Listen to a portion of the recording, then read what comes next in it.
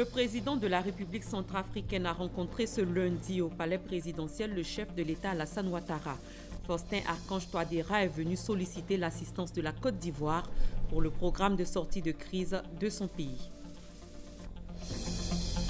Un panel de haut niveau a regroupé les ministres ouest-africains de la Santé et des Finances. Le Premier ministre Daniel Cablon-Duncan y a pris part. La rencontre a tablé sur le renforcement de la sécurité sanitaire sur le continent. Les législatives 2016 sont prévues le 18 décembre prochain. Ce lundi, la commission électorale a commencé à accueillir les premières candidatures. Les candidats ont dès lors 10 jours pour le dépôt de leur dossier. Bonsoir et bienvenue. Le président de la République centrafricaine ce lundi au palais présidentiel, Faustin Archange Touadéra, a échangé avec le président Alassane Ouattara. Il est venu souhaiter l'assistance de la Côte d'Ivoire pour son programme de sortie de crise. Mahama Traoré, Awatouri. Reconstruire la République centrafricaine qui sort d'une crise militaro-politique, voilà la priorité du nouveau président centrafricain. Élu le 20 février, Faustin Archange Touadéra entend pour ce faire s'inspirer du modèle ivoirien en matière de programme de sortie de crise et de reconstruction post-crise. Tout le sens de ce déplacement à Abidjan, déplacement ponctué par une séance de travail avec son homologue ivoirien, le président Alassane Ouattara. Je voudrais vous dire, Monsieur le Président, à quel point nous sommes honorés que vous ayez pris le temps d'effectuer cette visite. La République centrafricaine sort d'une crise sérieuse. Nous suivons l'actualité. Nous-mêmes, nous avons connu une crise pendant de nombreuses années. Et donc, ce sera l'occasion d'échanger notre expérience avec vous et vous dire comment, par étapes, nous avons pu surmonter cette situation post-crise pour que la Côte d'Ivoire connaisse enfin la paix. Et comme vous le savez également, nous avons fait des progrès importants au plan économique. Nous venons de faire un pas essentiel en matière politique avec la mise en place d'une nouvelle constitution dans les tout prochains jours. En tout cas, nous sommes honorés de votre visite. Je voudrais vous dire que vous êtes chez vous ici, puisque vous avez passé une partie de votre jeunesse en Côte d'Ivoire. Donc, Monsieur le Président, merci d'être venu chez vous. Merci. Merci beaucoup. Nous voulons d'abord vous féliciter. Féliciter le peuple ivoirien pour, disons, le vote de la nouvelle constitution, qui est une constitution moderne, qui va certainement propulser donc, la Côte d'Ivoire. Et comme vous l'avez si bien dit, la République centrafricaine est en train de sortir d'une crise. Nous allons entamer donc un processus de désarmement, de réconciliation nationale, de cohésion sociale.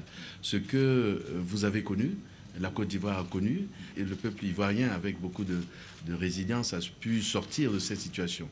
Nous voulons tirer l'expérience du DDR qui s'est déroulé ici avec beaucoup de succès et aussi sous votre leadership avec la réconciliation nationale qui aujourd'hui fait que la Côte d'Ivoire renoue avec le développement, avec tout ce que nous avons vu.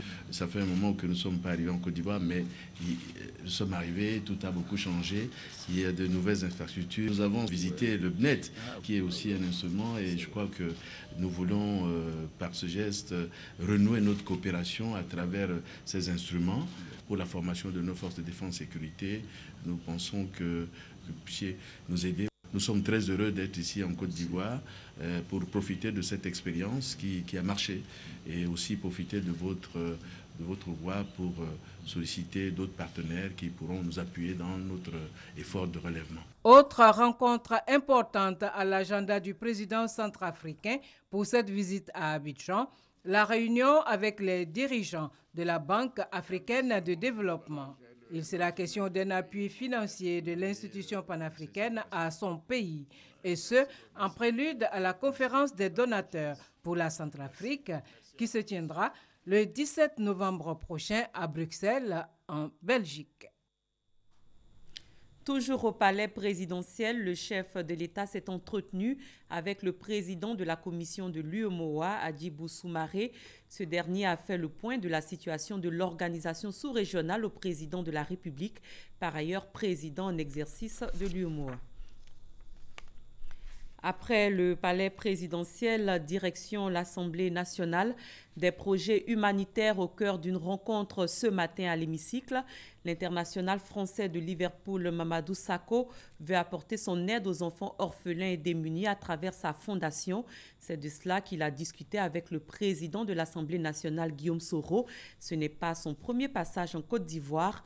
En juin dernier, il avait déjà rencontré le Premier ministre Daniel Cablon-Duncan. Après le palais présidentiel, toujours direction l'Assemblée nationale, 3 projets de loi ont été adoptés par la Commission des affaires économiques et financières.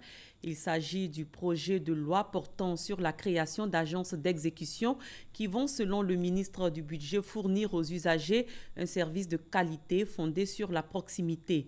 Le projet de loi relatif à la création d'une chambre des mines et des hydrocarbures. Il a été présenté par le ministre de l'Industrie et des Mines. Et le projet de loi portant sur le renforcement du dispositif législatif dans la lutte contre le blanchiment des capitaux et le financement du terrorisme. Il a été défendu par le ministre chargé de l'économie et des finances. De son côté, le Premier ministre Daniel Cablon-Duncan a pris part dans les locaux de la BAD à un panel sur le renforcement de la sécurité sanitaire sur le continent. La rencontre a réuni les ministres de la Santé et des Finances de l'Afrique de l'Ouest. Alexis Ouedraogo. Les systèmes sanitaires en Afrique sont souvent défaillants. Les dernières crises sanitaires d'Ebola et de Zika en sont les preuves. Pour Ebola, plus de 11 000 morts enregistrés rien qu'en Afrique de l'Ouest. Pourtant, à ce jour, aucune mesure sérieuse n'a été engagée pour prévenir un éventuel autre désastre. Ce lundi, au siège de la Banque africaine de développement, le président Adesina tire la sonnette d'alarme. Je me souviens, lorsque l'épidémie d'Ebola est survenue, j'étais complètement brisé. Je ne pouvais pas imaginer que l'Afrique n'ait pas de centre de diagnostic. Je ne pouvais pas croire qu'il n'y avait pas de système de prise en charge, des difficultés à conserver correctement les vaccins et que les populations rurales étaient obligées de venir dans les villes. C'est incroyable. C'est une honte pour nous aujourd'hui. Si elle a pu se protéger d'Ebola, la Côte d'Ivoire, elle entend renforcer son dispositif sécuritaire de santé.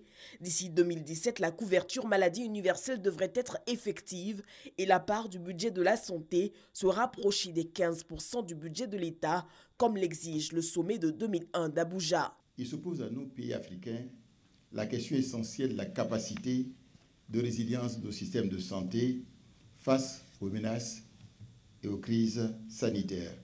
Il est plus qu'urgent pour notre pays de mettre en place des stratégies et mécanismes collectifs de solidarité susceptibles de garantir l'offre et l'accès aux soins, afin de réduire la vulnérabilité des couches les plus défavorisées. Ministres de la Santé et des Finances d'Afrique de l'Ouest devront main dans la main mobiliser des ressources et trouver des mécanismes de financement pertinents pour la sécurité sanitaire du continent. Nous restons dans le domaine de la santé, attirer l'attention sur le diabète et tenter de convaincre cette maladie. C'est le but de l'association Obésité et Diabète de Côte d'Ivoire. Elle a initié une grande marche dans la commune de Yopougon. Cette activité s'inscrit dans le cadre de la 8e édition de la Semaine nationale du diabète qui se tient du 7 au 11 novembre. En Côte d'Ivoire, 1500 nouveaux cas de diabète sont enregistrés chaque année. Ami Sissoko. L'association Obésité et Diabète de Côte d'Ivoire, la ODCI, était dans les rues ce matin à Yopougon pour attirer l'attention sur le diabète et inviter la population à se faire dépister.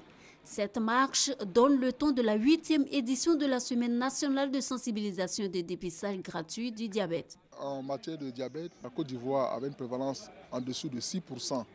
Il y a près de 10 à 15 ans, maintenant nous avons pratiquement atteint, sinon dépassé ces 6%.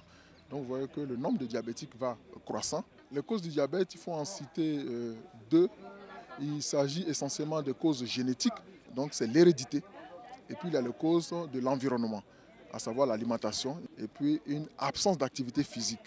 Donc c'est pour cela que nous avons commencé nos activités par cette grande marche pour demander à toutes les populations de s'associer à nous, de marcher. Marcher, ça fait du bien, mais ça permet également d'éviter l'obésité, d'éviter la plupart des maladies chroniques et en particulier le diabète. En Côte d'Ivoire, l'AODCI enregistre plus d'1 300 000 diabétiques, dont plus de 250 enfants. C'est en 2011 que Stéphanie a découvert qu'elle souffre du diabète. Elle a eu cette maladie suite à une alimentation déséquilibrée. Avant, je mangeais beaucoup de sucre. Je vendais les bissap de ma marata. Quand je n'ai pas à manger, je prends, je bois. C'est comme ça que j'ai eu le diabète. Germain, lui, est diabétique depuis l'âge de 9 ans. Son diabète a été su après qu'il ait fait plusieurs comas. Toute ma famille du côté paternel a été décimée par le diabète. Au début, nous, on accusait les sorciers, mais quand j'ai commencé à entrer dans le diabète et à faire connaissance réellement du diabète, j'ai su que tout cela n'était pas réellement la sorcellerie, mais c'était par l'ignorance. Uriner beaucoup, boire beaucoup, être souvent fatigué, maigrir alors que l'on mange plus doivent alerter. Reconnaître tôt ces signes qui peuvent être ceux du diabète permet une meilleure prise en charge pour éviter des complications. Si cela n'est pas détecté tôt ou prise en charge, cela va aboutir à ce qu'on appelle l'accident vasculaire cérébral, donc un sujet qui va se retrouver paralysé. Cela va aboutir également à la cécité, vous allez perdre la vue. Cela va aboutir et sinon contribue aux nombreux cas d'insuffisance rénale que nous trouvons dans nos pays. Et puis les crises cardiaques, le problème du pied diabétique qui aboutit à l'amputation, donc aux handicaps. Et ce qui est encore alarmant, c'est que ces complications surviennent chez les sujets relativement jeunes. Au cours de cette campagne nationale de sensibilisation et de dépistage gratuit du diabète qui va durer jusqu'au 11 novembre, l'accent sera mis sur l'hygiène de vie, la pratique du sport et le dépistage pour prévenir le diabète. Évoluer dans un environnement sain est aussi vital. La COP22 a débuté à Marrakech au Maroc. Les représentants de 196 pays, mais aussi des industriels et des associations vont discuter climat et réchauffement. La 22e conférence des partis sur le climat table sur la mise en œuvre des mesures prises en 2015 à Paris. Mamadou Kouassi. C'est donc parti pour 12 jours de réflexion et de discussion sur le climat au Maroc, dans la ville de Marrakech. La 22e conférence des partis et la Convention 4 des Nations Unies sur le changement climatique s'est ouverte avec une intervention de la présidente de la COP21, Ségolène Royal. C'est un moment historique dans l'histoire de l'humanité. Et aujourd'hui, je lance un appel aux 93 pays qui n'ont pas encore ratifié pour qu'ils le fassent avant la fin de cette année. Mobilisons-nous et gagnons le combat pour le climat. Je vous fais confiance. Occasion pour elle de passer le témoin au ministre marocain des Affaires étrangères et de la coopération pour la présidence de la COP22. Ce rendez-vous constitue une opportunité pour les 20 000 délégués venus des 195 pays du monde entier de déterminer la feuille de route pour l'accord de Paris sur le climat, obtenu en décembre 2015. La COP22 qui est une COP qu'on dit une COP de mise en œuvre, c'est-à-dire que toutes les décisions qui ont été prises à Paris doivent être maintenant déclinées sous forme opérationnelle, de telle sorte à ce que lorsque l'accord entre en force en 2020, qu'on puisse avoir tous les éléments pour pouvoir tenir ces engagements. Donc nous avons un certain nombre de chemins à faire. La première station de 2018 qui sera la station d'évaluation pour voir si nous sommes rapprochés des 2 degrés ou pas encore et d'essayer de réévaluer pour pouvoir tenir les engagements de Paris. Cette rencontre qui se tient en terre africaine, la deuxième du genre au Maroc, va permettre au continent de faire porter ses préoccupations au monde entier. Un sommet des chefs d'État africains sur le climat sera donc organisé par le Royaume du Maroc. C'est tout à fait évident de réserver une part importante aux préoccupations des pays du Sud, notamment en termes de sécurité alimentaire, en termes de préservation de sol, en termes de lutte contre la désertification, en termes de problématiques de l'eau et de l'énergie. C'est à ce titre que le Maroc est porteur d'un certain nombre d'initiatives, notamment le triple A, qui veut dire qu'il faudrait trouver les modèles de développement pour adapter l'agriculture à la terre africaine et en même temps au changement climatique. Les ONG qui avaient contribué à faire avancer les négociations sur le texte de l'accord l'année dernière sont encore bien présentes à Marrakech, car pour elles, le combat contre le changement climatique est encore loin d'être gagné. Retour ici en Côte d'Ivoire avec cette nouvelle qui devrait réjouir les personnes désireuses d'obtenir un permis de construire. Ce processus est devenu plus aisé depuis l'ouverture du guichet unique. Désormais, plus besoin d'intermédiaires aussi. Il est maintenant possible d'obtenir le permis de construire au bout d'11 jours au lieu d'1 mois auparavant. C'est ce que nous dit Francis Boifo dans ce dossier qu'il nous propose. Des ouvriers à la tâche sur ce site de 3 hectares à Yopougon-Siporex. Il va abriter un centre de formation au BTP, hôtellerie et restauration. Ces ouvriers travaillent dans la sérénité parce que les responsables du site ont demandé et obtenu le permis de construire. J'ai déposé un seul jeu. Le jeu, c'est l'ensemble de tous les plans de ce centre avec les avis qu'on avait reçus avant au niveau du service de drainage, du service d'assainissement, le certificat d'urbanisme, la lettre d'attribution du terrain, du site, et tous ces éléments avec les traits topographiques. C'est tous ces éléments-là que lorsque nous avons déposé, nous avons reçu la visite de la direction de permis de construire pour effectivement vérifier que ce que nous avons déposé est conforme à ce que nous allons réaliser. Et donc c'est après cela qu'on nous a appelé pour dire bon, ça a été validé et que vous pouvez passer retirer votre permis. Et cela a duré 9 jours au maximum pour que je puisse obtenir le permis. 3 mois après son ouverture à Cocody, le guichet unique du permis de construire ne désemplit pas. D'un côté, des personnes venues s'informer sur les documents à fournir et de l'autre, des usagers qui retirent le permis de construire signé par le ministre de la Construction et de l'Urbanisme, Mamadou Sanogo. Ils ont accéléré le dossier, j'ai suivi toutes les étapes et aujourd'hui ça fait 11 jours bien comptés. J'ai reçu mon permis, je suis vraiment heureux.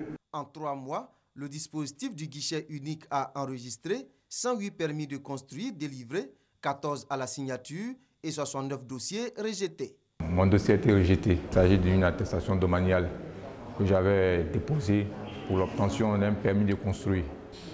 Voilà, au dernier moment, on m'a fait savoir que le dossier n'était plus utilisé pour la concession du dossier de permis de construire. Approché, le directeur du domaine urbain explique le rôle de l'attestation domaniale dans le processus. L'attestation domaniale permet aux conservateurs d'enclencher la procédure de création des titres fonciers en collaboration avec les services du cadastre.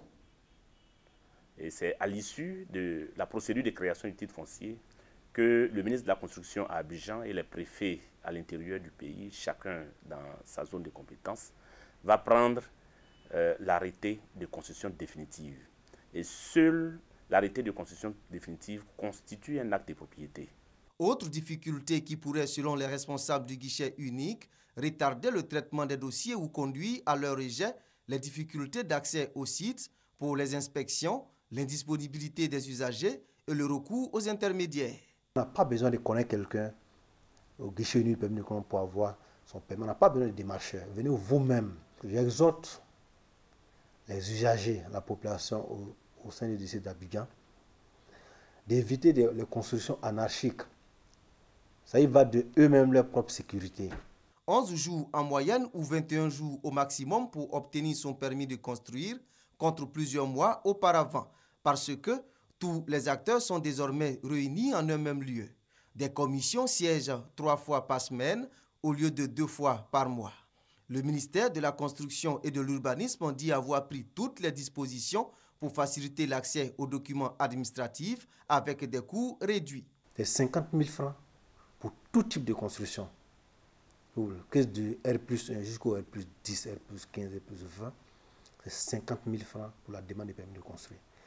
Pour les opérations immobilières, quel que soit le nombre de bâtiments que vous voulez faire, la demande de permis de construire ne coûte que 100 000 francs pour une opération immobilière. Tous ceux qui ont fait une demande de permis de construire auparavant vous le diront, en moyenne c'était autour de 200 000. Le défi d'obtenir le permis de construire dans un bref délai et à des coûts réduits relevés reste le suivi pour que les maisons soient construites conformément aux normes internationales et aux exigences du gouvernement en matière d'urbanisation. Les législatives 2016, c'est pour le 18 décembre prochain. Les dossiers de candidature sont réceptionnés par la commission électorale indépendante depuis ce lundi. Les candidats ont 10 jours pour le dépôt de leur dossier. Abou Sanogo. Pour cette première journée qui marque le démarrage de la période de dépôt des dossiers de candidature pour l'élection des députés à l'Assemblée nationale du 18 décembre prochain, ce n'est pas encore l'engouement à la commission électorale indépendante. Les différents box dressés pour la réception des dossiers accueillent néanmoins quelques candidats venus retirer des fiches d'information. J'ai été bien reçu par la dame, m'ont donné les informations qu'il faut et je pense que ça se passe bien. Et moi, je me dis que les dossiers sont beaucoup, mais c'est l'apparence. Je sais qu'une fois que tu t'engages, ça va vite. Parce qu'on a pratiquement 7 à 8 jours, c'est pas petit. J'ai déjà le casier judiciaire, le certificat de nationalité, j'ai fait déjà les photos, j'ai fait le certificat de résidence. Maintenant, je m'en vais sur le site de la CEI pour retirer des formulaires aussi. Vraiment, je suis prête. Les conditions de candidature pour l'élection des députés à l'Assemblée nationale sont déjà connues. La date de clôture est fixée pour le 17 novembre prochain. Mais pour l'heure, le dispositif est en place pour l'enregistrement des candidatures. La CEI accueille les premiers candidats pour le dépôt de leur dossier. Du côté du Rassemblement des oufouettistes pour la démocratie et la paix, l'heure est à la définition de la ligne à suivre pour les législatives. Un rendez-vous électoral auquel le RHDP a décidé d'aller en rang serré. Herman Guivé. On ne change pas une stratégie qui gagne, on reste fidèle à la méthode qui marche. Voici ce que l'on peut retenir de cette réunion du directoire du RHDP, le Rassemblement des oufouettistes pour la démocratie et la paix. La consigne pour les législatives est claire. Pour conforter cette marche en avant des oufouettistes, nos présidents ont décidé que nous informions la communauté nationale et internationale que nous irons aux prochaines élections législatives coude serré en RHDP. Ça voudrait dire que dans les heures à venir, les directions des partis membres du RHDP vont se retrouver et nous allons discuter, pas négocier, nous allons discuter pour harmoniser nos listes. Nous allons choisir les meilleurs qui vont nous garantir la victoire. Une victoire qui, pour Amadou Soumaoro, président du directoire du RHDP, est indispensable à la consolidation de la paix. L'alliance politique doit une fois de plus s'exprimer sur le terrain. Rappelons que la campagne législative pourrait s'ouvrir une semaine avant le jour du vote, fixé au 18 décembre 2016. On s'intéresse aux infrastructures routières africaines. Comment les entretenir au mieux? Comment mobiliser des ressources pour les maintenir en bon état? Ce sont autant de questions au centre de la 19e Assemblée générale annuelle de l'Association des fonds d'entretien routier africains. 34 pays africains échangent autour du thème « Défis et opportunités des infrastructures routières ». Quels enjeux pour les fonds d'entretien routier? Francis Boifou. Si cette voie-là, on a vraiment des difficultés pour passer. Et ce n'est pas la seule voie sur moi. On veut qu'on répare. Si on répare, c'est bon pour nous. Des voies impraticables. Il en existe partout en Afrique. Il y a eu 2-3 ans, il n'y a pas eu d'entretien de route en Centrafrique, surtout les routes en terre. Donc il y a ce problème qui s'est posé. Donc le fonds routier de la République africaine a beaucoup à faire. On a une insuffisance de ressources pour l'entretien courant et on n'arrive même pas à faire l'entretien périodique. La 15e Assemblée générale annuelle de l'Association des fonds d'entretien routier africains se propose de trouver des solutions à ces problèmes. L'événement mobilise 34 pays africains à Abidjan. Nous allons plancher autour des questions essentielles liées à l'efficacité de la dépense et à la recherche de plus de moyens pour réaliser l'entretien de nos routes et faire en sorte que la route constitue le vecteur de croissance. 2 000 milliards de francs CFA investis ces 4 dernières années dans l'entretien du réseau routier ivoirien contre 200 milliards il y a 20 ans. Le gouvernement se félicite des avancées enregistrées. Aujourd'hui, on est à plus de 1000 km de routes qui ont été, je dirais, entretenues ou développées. Et les objectifs, c'est de doubler le réseau routier au cours des 10 prochaines années, de passer pratiquement de 6500 km de réseau bitumé à 13 000 km de réseau revêtu et de construire pour les 20 prochaines années près de 1500 km d'autoroutes. Outre le financement, les experts plancheront sur la mise en œuvre du contrôle du poids et des essieux des véhicules lourds principale source de dégradation des routes africaines. En économie, le crédit bail se présente comme une solution aux problèmes de financement des acteurs économiques, notamment les petites et moyennes entreprises, selon le gouvernement. Une campagne de sensibilisation a donc été lancée aujourd'hui en vue de doter la Côte d'Ivoire d'un tissu de PME diversifié et compétitive. C'est une initiative du ministère en charge de l'économie et des finances. Lancine Bakayoko. L'accès au financement est un problème pour les petites et moyennes entreprises. L'alternative, le crédit bail, ce modèle de financement basé sur l'équipement des entreprises, apparaît aujourd'hui comme une solution à la question de garantie de l'apport personnel ainsi qu'aux lourdeurs dans les procédures imposées par les établissements bancaires dans l'octroi de crédit. En Côte d'Ivoire, vous avez plus de 98% des entreprises qui sont des PME, mais qui ne contribuent seulement qu'à hauteur de 20% du PIB. Et c'est principalement parce que ces acteurs économiques n'ont pas accès au financement. Et le crédit bail, justement, apparaît comme un outil, un instrument de financement. La campagne nationale de sensibilisation mise en route par le ministère chargé de l'économie et des finances va donc permettre de promouvoir le crédit bail en favorisant les relations d'affaires entre les PME et les établissements de crédit. Pour soutenir l'opération, un accord de coopération a été signé avec la Société financière internationale, un accord en 2 phases. La première phase du programme a mis l'accent sur l'importance de mettre en place un cadre réglementaire du crédit bail en Côte d'Ivoire. Ensuite, nous avons décidé, dans le cadre de ce programme, dans un deuxième temps, de former les acteurs économiques. Donc, nous avons formé environ 1000 acteurs économiques depuis le mois de mars 2016 et nous avons essayé de toucher toutes les couches socio-professionnelles. En attendant la conclusion effective de contrats de crédit, les petites et moyennes entreprises peuvent déjà pousser un ouf de soulagement. C'est une belle occasion. C'est une bouffée d'oxygène pour le financement des marchés. En 2015, la contribution du crédit bail au financement des entreprises ivoiriennes représente 2% du produit intérieur brut, soit 65 milliards de francs CFA. Dans le domaine de la communication, l'Institut des sciences et techniques de la communication a effectué aujourd'hui sa rentrée académique. Elle est marquée cette année par un partenariat avec le village technologique Vitib à Grand-Bassam. Cette rentrée académique était également l'occasion pour l'ISTC de fêter ses 25 ans d'existence. Franck Wadiou. Des étudiants entretenus par le personnel enseignant et administratif, l'Institut des sciences et techniques de la communication ISTC Polytechnique démarre son année académique 2016-2017.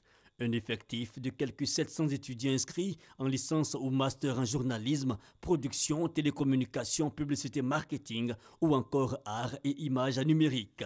L'ISTC a commencé en 92. En cette année 2017, très bientôt, ça sera les 25 ans de l'ISTC. Qu'est-ce qui a pu être fait en 25 ans?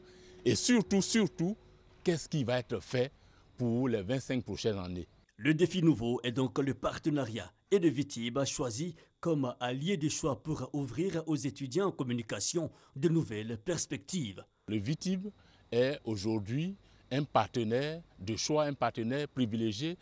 L'ISTC Polytechnique a cru bon de se rapprocher de cette mine d'opportunités. Il s'agit de créer des emplois, de montrer que, à part le développement agricole qui a propulsé notre économie dès les indépendances, l'État de Côte d'Ivoire mise aussi sur le savoir-faire de ces entreprises qui sont dans le secteur des TIC et de la biotech. Le Vitib, société à charge de la gestion et de l'exploitation de la zone franche de Grand-Bassam, et l'ISTC désireuse d'interagir dans le sens d'une formation de qualité. Un nouveau pas de franchi pour cette institution académique qui se forge une vocation panafricaine. C'est demain 8 novembre que les Américains se rendront aux urnes pour élire leur nouveau président, qui du républicain Donald Trump et de la démocrate Hillary Clinton va l'emporter. Pour mieux comprendre la présidentielle américaine, une conférence s'est tenue à l'ambassade des États-Unis en Côte d'Ivoire. Plusieurs panélistes ont pris part aux échanges. Thomas Guessambi. La présidentielle américaine, un événement qui retient l'attention de toute la planète. Et pourtant, ce n'est toujours pas que le processus est compris de tous. À la veille de la 45e élection du genre, ici à Abidjan, l'ambassade américaine offre l'opportunité de comprendre les élections présidentielles aux États-Unis. Marie-Paul Kodjo, président d'ONG, Palais Dimaté, ancien député ivoirien, David Mosby de l'ambassade des États-Unis sont commis à la tâche. Le caucus, les primaires, les grands électeurs, les États clés, les États indécis, le vote par anticipation sont entre autres les termes abordés pour la bonne compréhension. Ces concepts que nous avons entendus, le fonctionnement, le processus même de ce système électoral. Et en tout cas, moi je sors d'ici très enrichi. Cette conférence nous permet de comprendre que les élections démocratiques ont un enjeu majeur. Et le but de tout ça, c'est le développement du pays, c'est l'intégration, c'est la cohésion. Quand on regarde les États-Unis, 51 États dans lesquels il n'y a pas de problème au niveau de la transition. Pour ce qui concerne les présidents, c'est vraiment des choses à apprendre et nous sommes fiers d'avoir appris ce soir à cette conférence. Dans la dynamique de faire vivre l'événement aux ressortissants américains et leurs amis ivoiriens, l'ambassade prévoit une nuit électorale à Abidjan dans la nuit du 8 novembre. C'est la fin de cette édition. Merci d'avoir été des nôtres. Bonne fin de soirée.